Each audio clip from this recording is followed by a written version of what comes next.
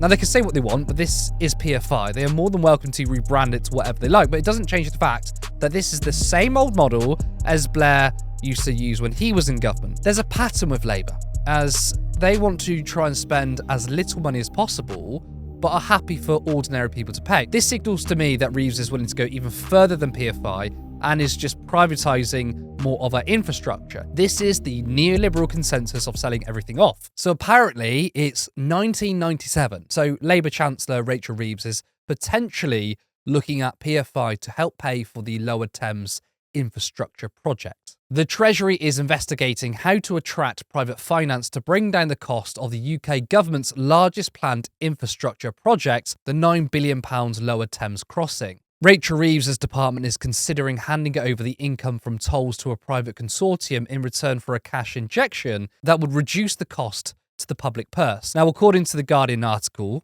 as it said there, they want to give all the income from tolls to these private companies. So essentially, drivers are helping to pay for it, and then if the government does partly fund it, that means those same drivers could effectively be paying for it twice through their taxes.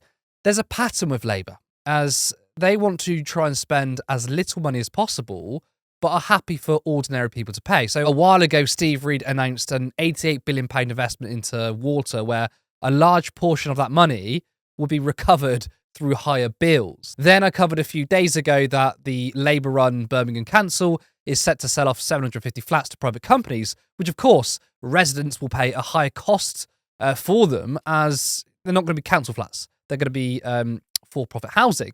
Now, the toll money will go straight into the pockets of private firms. But obviously, the even bigger issue here is PFI, which Rachel Reeves has apparently distanced herself from it, and that Labour are not supporting PFI. The Chancellor has rejected reviving the private finance initiative, which was used by the Blair government to pay for new schools and hospitals, typically over 30 years, but became associated with costly and inflexible contracts. A Treasury spokesperson said, "The government retired PFI and PF2 models in 2018, and there has been no change to this policy.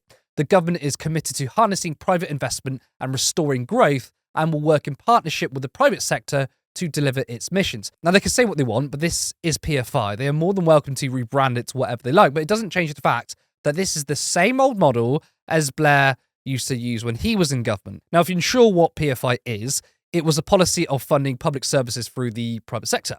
This made it look like that the government was responsible with money, as services had a huge cash injection, yet it didn't go against the public purse. But as we all know, money doesn't come out of thin air. Well, it actually does through quantitative easing, but that's not what they've used here.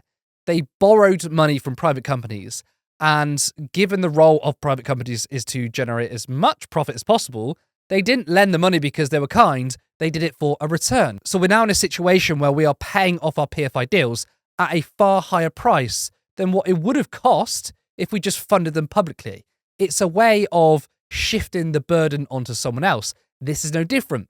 The private firms who are taking this on want something in return. Now, that can come in the form of repayments at a higher price or ownership. Now, I don't think that Reeves has decided which way to go, as this article states two different scenarios. It is understood officials are considering a scheme allowing investors into the bidding process to finance some or all of the scheme in return for a lease that could run for 125 years or even indefinitely to recoup the outlay. But elsewhere it says this: a straightforward investment contract that guarantees a return over a longer period but leaves the commissioning and building of the tunnel in place could be a more attractive option. Now, the second paragraph is just standard PFI.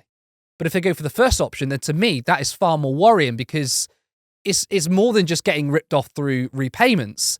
This is about ownership. This signals to me that Reeves is willing to go even further than PFI and is just privatising more of our infrastructure. Now, private firms may get to own the project potentially forever.